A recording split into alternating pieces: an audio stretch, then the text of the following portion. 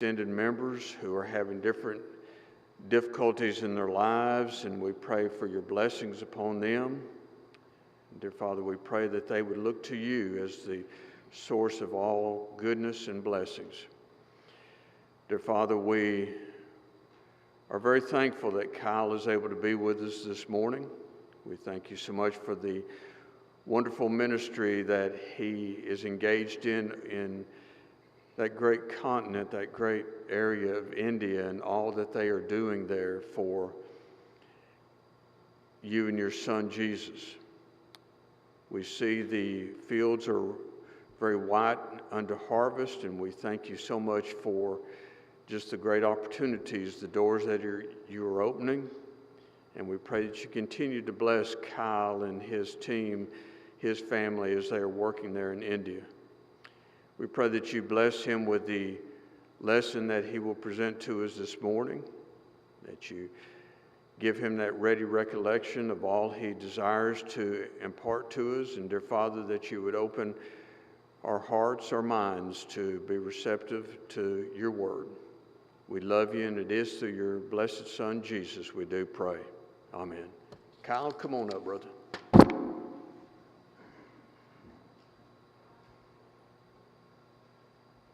Good morning. Before we get started, everybody get a handout? If you don't have one, raise your hand and we'll see if we can get one to you. Sony, there's one right there.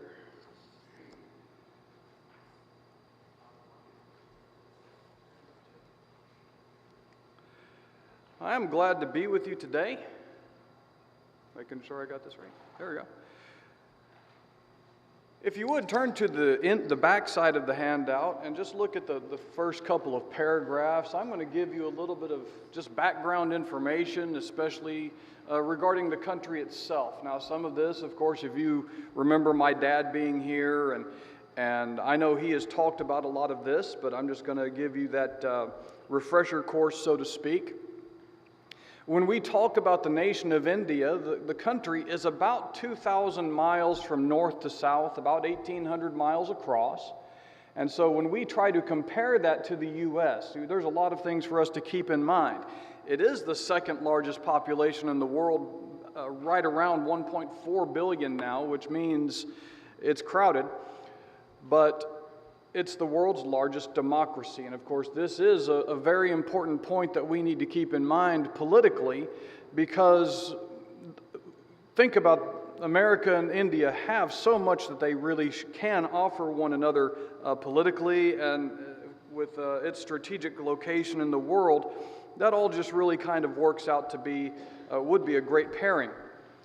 But again, about the nation, it's about 1/3 the size of the United States. So when we're trying to compare these two countries, think about all the territory east of the Mississippi River with 4 times as many people. In other words, yeah, it's crowded. The city where Sonia and I live in, Hyderabad, this has been our headquarters ever since my father really began his part in this work back in 1979.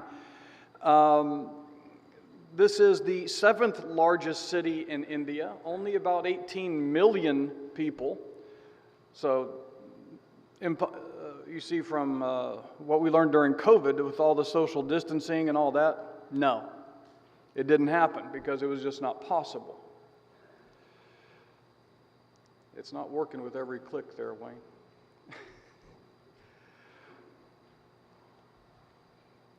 I'm just letting a couple people get settled. Another thing about India, very interesting information. People over the years have asked us, do you speak Indian? No, because number one, there's no such thing, but number two, when I got to India in 1993, I actually did try to learn a language, but I learned I was no good.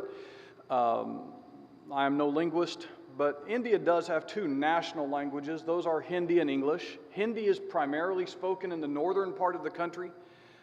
English is very widespread around the entire nation, but only about 70% of the people actually speak Hindi, and about 50% speak some English. That doesn't mean that they're fluent by any stretch of the imagination. But in the Constitution of India, there are 22 official languages, and most of these are state-level languages. If you look at the bottom line on this, the one next to the end is Telugu. This is actually my wife's mother tongue. Telugu is the state language of what was Andhra Pradesh, and the reason I say that way is because Andhra Pradesh about 10 years ago was split into two different states. And now Telangana and Andhra Pradesh both speak Telugu in some form. However, what this means is it's also very confusing. This is the second reason why I didn't bother learning a language, is because I've decided that it would be almost impossible for me to travel from one place to another if I only knew Telugu. And so I just kind of gave it up. But there are 29 states in the country. Almost every one of these states has its own language. So I'm going to use the pointer here. There we go. All right, so Telangana and Andhra Pradesh, these two states both speak Telugu. But imagine if you started up here. In Punjab, they speak Punjabi. In Rajasthan, they speak Rajasthani. In Maharashtra, they speak Marathi. I'm sorry, that one's there. That's Gujarat. Karnataka, they speak Kannada. That just gives you some kind of an idea. So yes, it is very confusing. It's like crossing over from here to Alabama, Mississippi, and Louisiana, having to learn a new language every time you cross a state line. Of course, we know in Louisiana, but that's a different point. All right, so going back to the languages. As of 1991, the government of India recognized 1,576 different languages and dialects, those that they classified as mother tongues. And by that, what they mean is at least 10,000 people speak that particular dialect. So yes, it is very confusing. Some sources say there are over 1,600, but this is truly one of the main reasons why we require translators, and we rely heavily on them. So when my mom or other American women travel in India and they're holding ladies' classes, Sony, her sister-in-law Joan, several other young women that we have over there are very able to translate for the ladies, but we also have a large number of men. Sony's brother J. Paul is a very good translator. But now let's talk about the country itself. India is truly a land of contrasts. Now, I know you probably remember thinking about The Jungle Book or The Man Who Would Be King or even Gandhi, and you learned a little bit about the country from these different movies, but you really have no clue what India is really like. It's a land of chaos. Now, in the larger cities, this is really not an uncommon appearance. My wife and I have learned a long time ago that this is what makes India one of the most interesting parts. We have coined the phrase graceful chaos, because when you are in traffic in India, it is almost like a dance. It's amazing nobody gets killed, and still everybody manages to get where they're going. But it's also a land of simplicity. Gentlemen, how would you like to have this every day of the week? The lungi, as it is called, is just a 2-meter piece of material that you wrap around and tuck and tie or whatever, and you can fold it up. It's very versatile, but at the same time, when temperatures are about 120 degrees, it's really comfortable. And so you can understand why when you don't have air conditioning, a lungi is actually a preferable garment to wear. But ladies, it's a land of elegance. Now, the sari is probably the most common thing that people take away from Indian clothing. The sari, it doesn't matter how tall you are or short. It doesn't matter what your weight is. It is one length of material, and that is roughly 6 meters. Now, there is one part of this whole thing that they'll detach it from the sari itself. They will stitch that to be customized to you, and that is the blouse. That's the only thing that will fit you alone. And so when it is worn right, it is beautiful. When it's not worn right, that's a completely different story. It's a land of color and festivals. Now, this is the celebration of Holi, H-O-L-I. It's kind of like the celebrating of the end of winter. And so they will break out these colored powders and sometimes mix it with water and just spray it on people, just whatever. They're really celebrating this. It's one of 2 days I do not leave my house if I'm in India. The other one is Diwali, and the reason for that is because of all the fireworks. But with holy, the reason I don't go out is because if this color gets on you, it stays for weeks. And it's nothing uncommon. You will see men going to work on the side of the road still yellow or pink 2 weeks after the fact. And so yes, I just don't go out. Now, if the public restroom is any wall anywhere, you might be in India. This is not a staged picture. This is a common occurrence, especially in the cities, but when you go out into the villages, they will be lining up everywhere they can. Ladies, you do not have this luxury. If you are in the villages, you have to go to the edge of the village, usually before the sun comes up or after the sun goes down. Men, I have said that they have bladders the size of thimbles.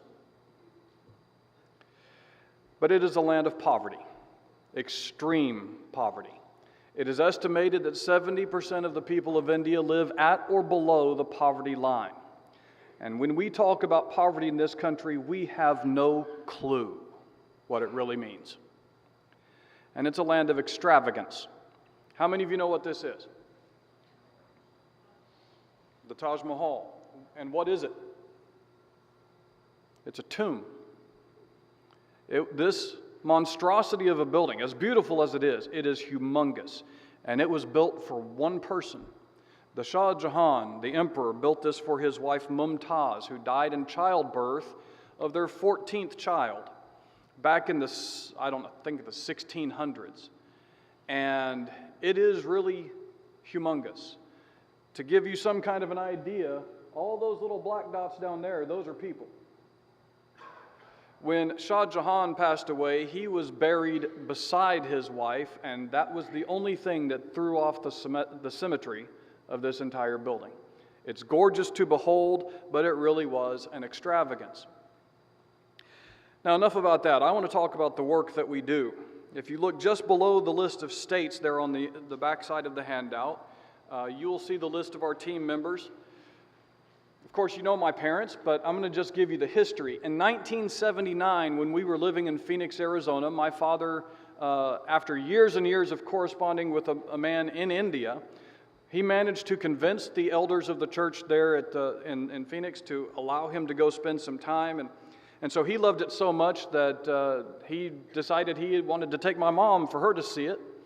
In 1980, my mom made her first trip. She loved it so much that they decided they were going to just move to India, take the entire family. And so in 1981, that's what they did. We all packed up, sold practically everything we had, and moved to India with the plan was to stay for 5 years.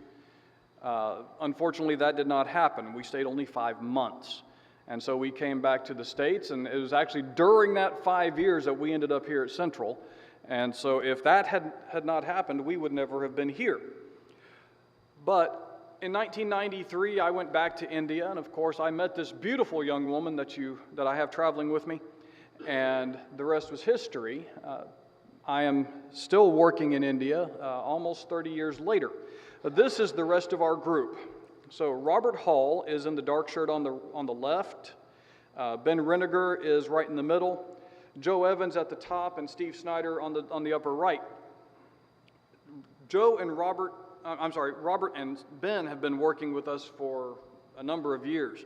Robert made his first trip in 1997. Ben joined us in 2004. I don't remember when he made his first trip. But after my father passed away, Joe and Steve joined us, and so. But neither one of them is actually new to India. I first met them both in Hyderabad in 1993. And so they have had a long history with the country. But now I've turned to the front side of the handout, and we're going to just now look at the works that we're involved in. I'm not going to talk about everything. I just want to give you some kind of an idea of what we do. The first work, of course, is evangelism. Whether it's in the cities or in the villages, evangelism has to be the first priority. And so we are constantly teaching people about Christ. In the villages, it's a much faster pace. It's nothing uncommon during the evenings that we will have 2 or 3 gospel meetings per night. In the cities, because you saw that picture of the traffic, we're lucky if we can just get to the one meeting that we might have arranged. And so this is what the gospel meetings really look like.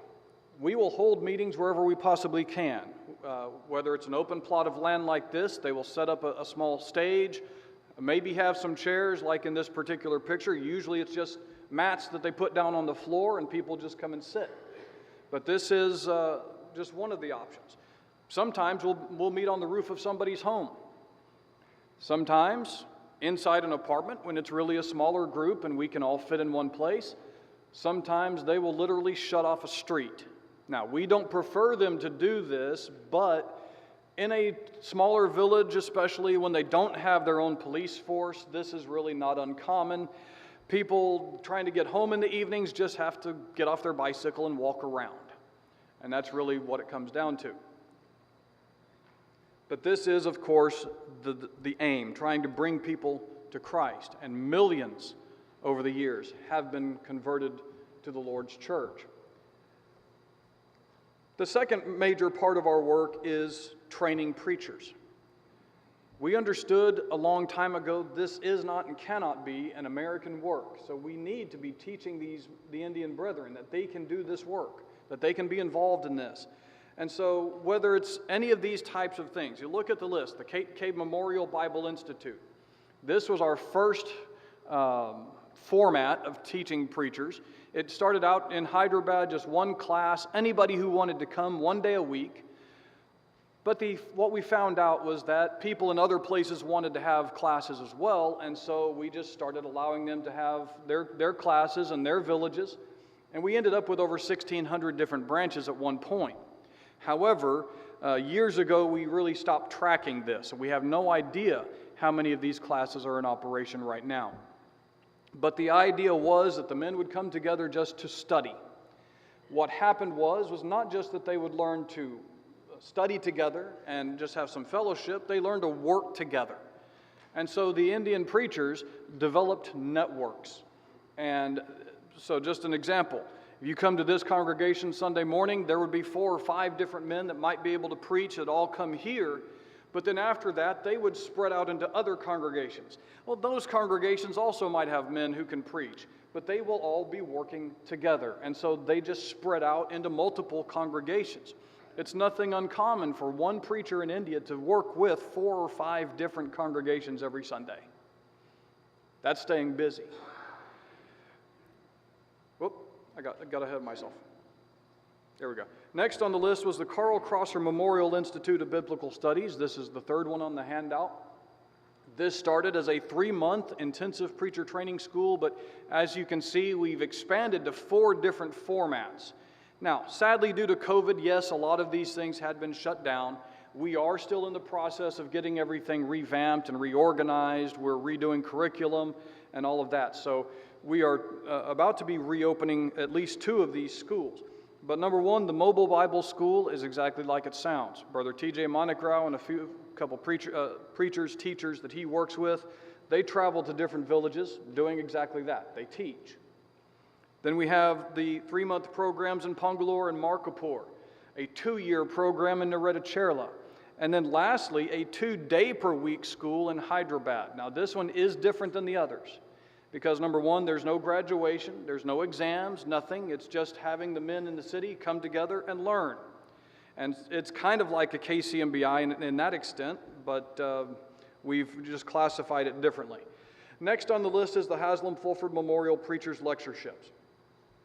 Now the lectureships used to be an annual event. We would have anywhere from 100 to 500 men.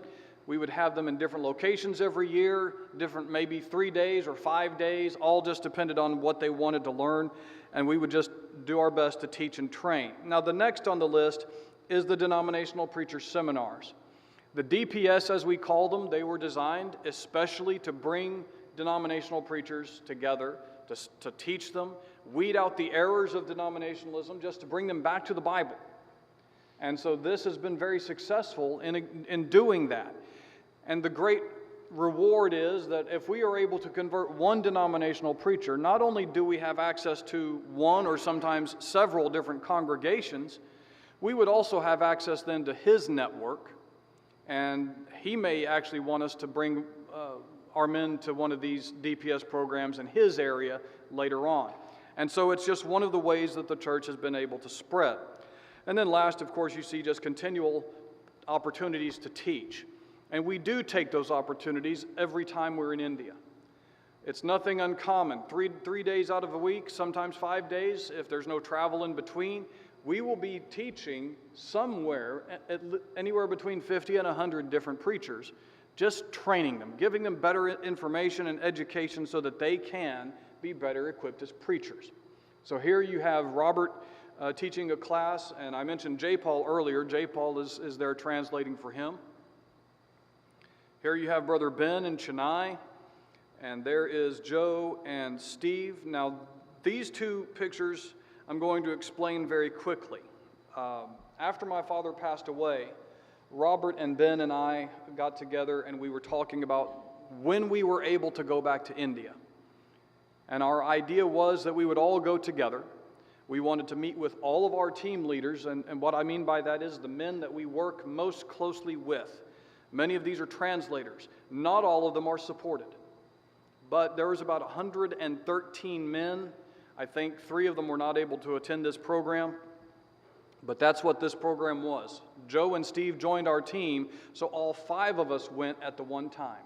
And we were able to attend this one program 2 days in Pamadi Pardu, speaking with our team leaders, dealing with questions, trying to encourage them, and especially with the understanding that the work is not ended just because my father was not with us anymore.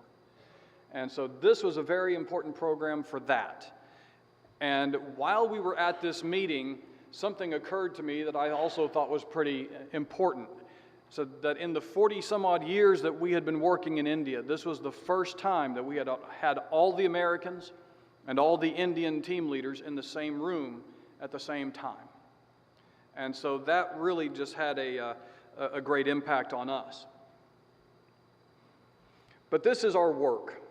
And when you look back to the back side of the handout, around 2/3 of the way down, our ideals for this mission work, we have what we call our 4T formula. We teach them. This is gospel meetings. Whether it's the Americans or whether it's the Indians, when we send them out to do this work, gospel meetings are happening all the time. And so we are teaching people the truth of the gospel, trying to bring them to Christ, to bring them into the waters of baptism, to teach them about the need for continuing faithfulness, all of those things. And so we do teach. But the second part is we train. That's the Haslam Fulford Memorial Preachers Lectureships, the Carl Crosser Memorial Institutes of Biblical Studies, the Kate K. Memorial Bible Institute. All of those things are used to continue to train preachers because we do want them to be involved in doing this work, that they can do this without our oversight, but it's very important that they are the ones that are seen doing this work. But we trust them. Now, I want you to pay attention to the man on the cell phone on the left side of your screen, because I'm going to come back to him in just a moment. But we do try to, as much as we can, to interact with these men. We try to encourage them. We trust them so that they can do this work without us watching over their shoulders all the time. Now, sometimes, yes, sadly, the trust has been abused. And it's never a good result when that happens. But lastly, we turn them loose. This is an Indian work. And the reason why we say that is for a number of reasons. Number one, it's their families, their friends, their towns and villages, it's their languages, it's their culture. But lastly, there's a whole lot more of them than there are of us. They are very capable of doing this work. But the fact is they can't do it without our help. And so we provide them with tools. Now, these are just some of the things that we do. We provide Bibles, printed material, bicycles. Years ago, we used to provide them with lanterns and sometimes the portable microphone systems, PA systems that they could use. We don't have to do much of that anymore, okay? But we do still give them bicycles. We do provide the printed material and the Bibles. We also give them some assistance for family needs. I'll come back to that. But things like this, widow help. The idea was a long time ago, widows of preachers especially, but sometimes even the preachers' wives. We would provide them with a sewing machine so they could either earn an income for themselves or supplement the husband's income. But the works that we were involved in continued to expand. You may remember from 2004, a tsunami that ended up hitting the east coast of India. We lost thousands upon thousands of Indians, not just Christians. And people here started sending money to us to send to India, to help Christians there. We didn't ask. And so that really began a whole program of disaster relief. Well, COVID brought up another one of those needs. However, during COVID, a lot of the churches in India began to do some of this work on their own. And that was actually this picture. We had nothing to do with this. The man that was on the cell phone, his name is Naughty Saint Gudam. Now, I love his name because he's a naughty saint, but it's not spelled naughty like we spell naughty.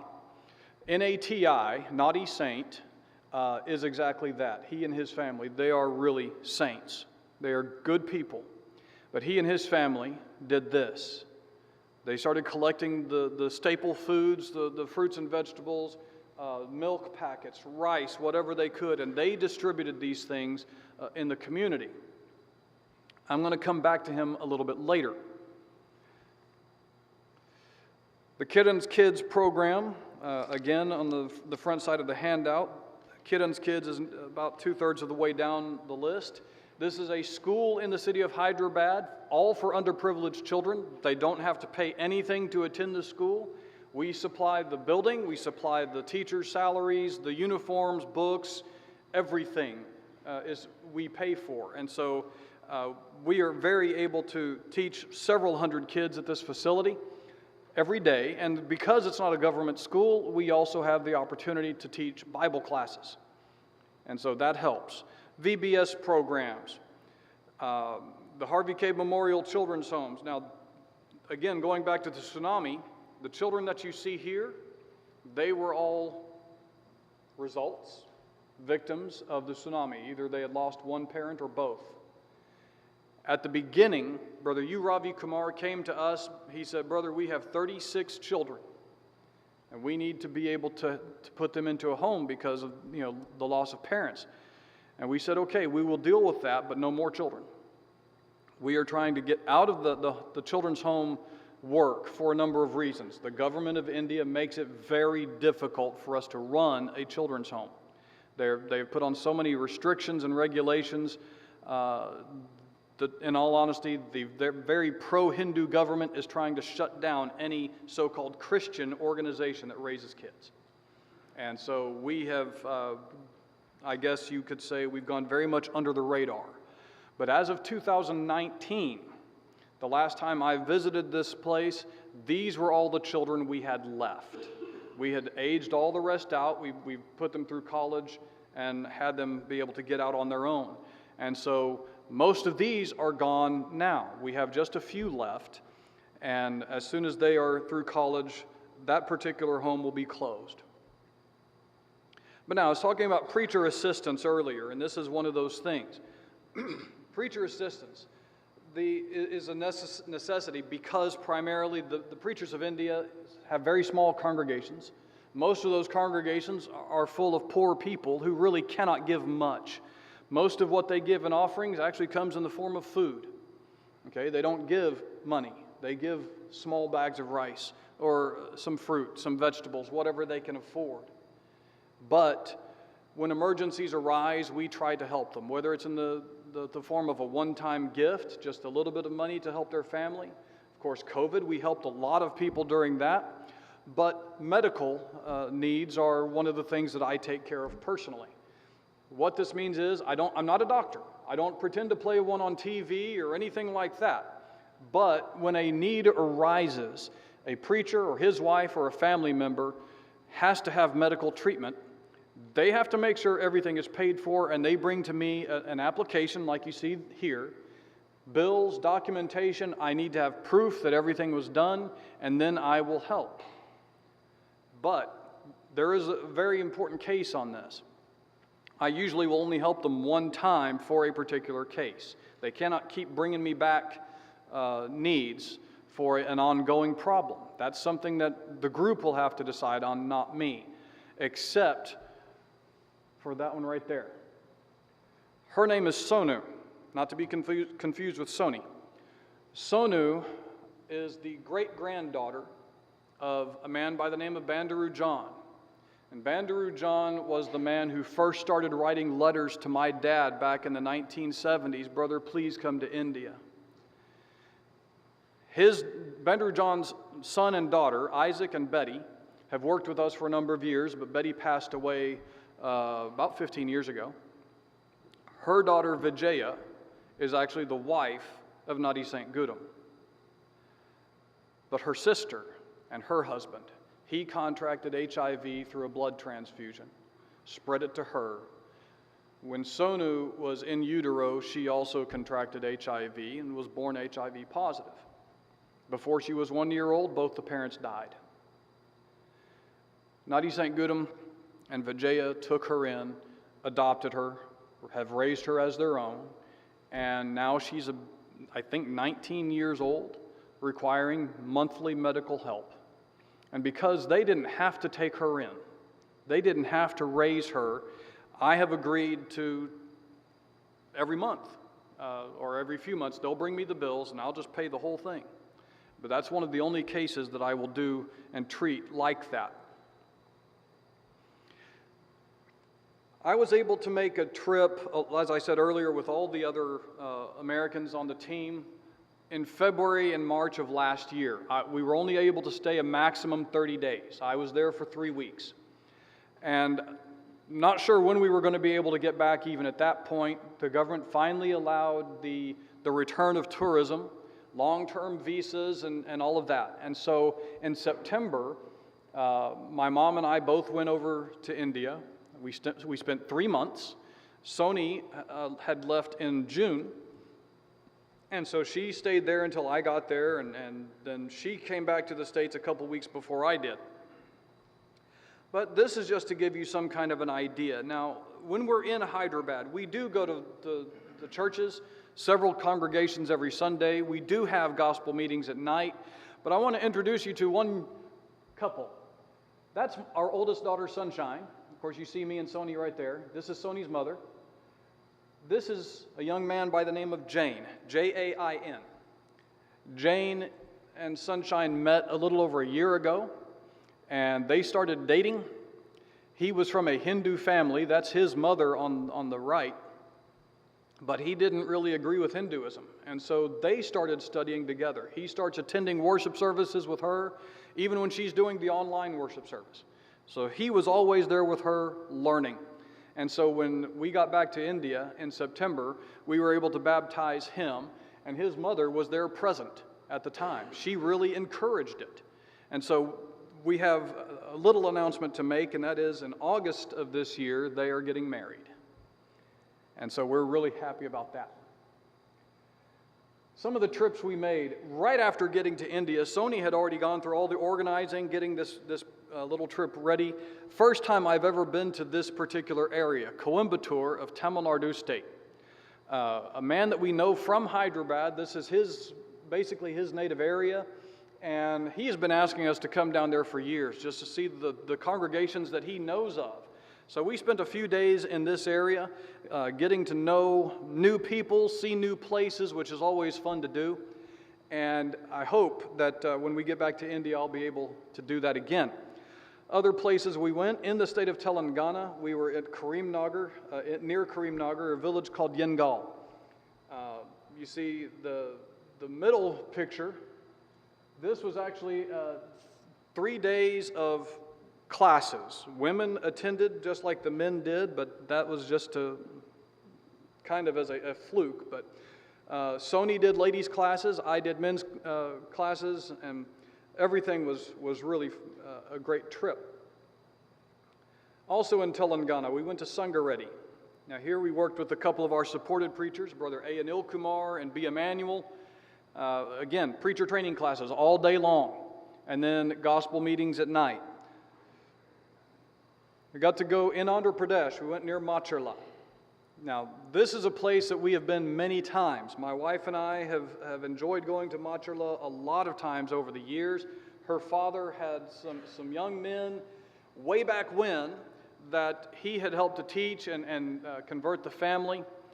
And they have continued to work and grow the church in this area, but there are 5 brothers. 4 of them still live within about a 30-minute radius of the city of Machurla. And although I had been to Machurla many times to work with the one that lives in the city, I really hadn't spent a lot of time with the others. And so this particular trip, that's what we did. I gave 1 day to each of the four men in that area, again, all brothers, and really enjoyed being able to do that. You see, it's this picture right here. This is a common occurrence because this picture was taken by my driver from outside the building. And so what it shows is that the building is full, so full that there are people outside, and this is very reminiscent of even Jesus when he was teaching, how there would be people waiting outside because they simply couldn't get in to see him. In India, that is common.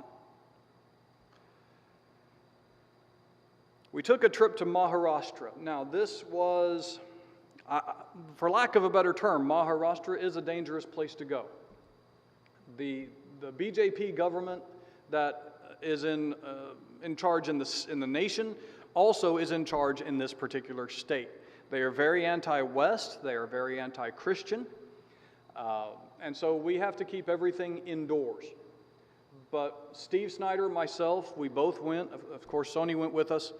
And we spent a few days, one day that I would be in one place, Steve would be in the other, and then the next day we would swap. But the thing is, there are 2 churches within, I would say, within 200 yards of each other. The reason has nothing to do with them having disagreements or anything like that. They speak different languages. And so one is in Canada, the language from Karnataka state. Many people from Karnataka had migrated to Solapur decades ago, and so there are just communities of people who speak Kannada. The rest of them were Marathi. And so we did have these 2 different classes going on. From there, we went to Belgaum in Karnataka. Now, because of its being so close to Maharashtra, again, not a very safe place to go, but we did spend a couple of days in Belgaum working there. Now, Belgaum has had a name change, but Belgaum is the name I'm familiar with. It is now called Belagavi. Then we went from there back to Andhra Pradesh, down to Kurnool. Now, here was a work that, or from a man, or with a man that I have known since I was 11 years old. This was very important, okay? After my father passed away, several months later, my mom asked me if when I was in Hamilton, if I could just go clear out his emails, check and see if there was anything that needed to be responded to or whatever. And so I spent hours going through, unsubscribing from all sorts of newsletters and things like that, and just looking for those things that stood out as something, especially those that were from India. And I came across this email from a man named Bangi Obelesu. Now, Brother Obelesu is a very tiny man who has no idea what it means to be still. He is just very energetic in all things. He is energetic when he teaches and when he preaches, but it's hard to keep him sitting down even in a class or a worship service because he feels like he has to be taking care of everything. But anyway, I got this email from Obelesu, and I had no idea who he was, but I recognized that it was an Indian name, and so I read through his email, and he mentions a man by the name of R.D.K.B. Isaiah. Now, Isaiah is the one I knew of. I met him when I was 11 years old in Hyderabad. He did not work with us, but my father had met him in his first trip. I had to give them, of course, the bad news that my father had passed away, but they were writing to us because the American they had been working with had also passed away, and they were looking to come and join our team. And so I promised them that when I went in February and March of last year that I would come down and visit their work, and I did. Went to Kurnool, And one day they take me 2 hours one direction, the next day they take me 2 hours the other direction, and then of course we did have some meetings there in the city itself. But I got to go back this time and work with them a little bit more. And so we just really enjoy being able to go see Kurnool and the work that goes on in that area. After that, going back to Hyderabad, made a separate trip for this. Sony had to get back to the U.S., and so I made one last trip before I came back. I went back to Andhra, to these two places, Kadapa and Produttur. Now, I have never been to either of these places before, and so this was all new. But we did have 2 days of preacher training classes. We had and gospel meetings at night. It wasn't smooth sailing for all these things, I will admit, but I really enjoyed being able to go there and had a lot of good response from it. How much time do we have left? A minute. Okay, if anybody has one question. Nothing? That means I did good. I want to thank you for letting us be with you today. And of course, any questions you do come up with, please feel free to come and speak with me, Sony. We would love to talk to you about the country, about the work, whatever it is. We'd be more than happy to visit with you and all of that. And I look forward, of course, to being able to speak during the worship time. Thank you very much.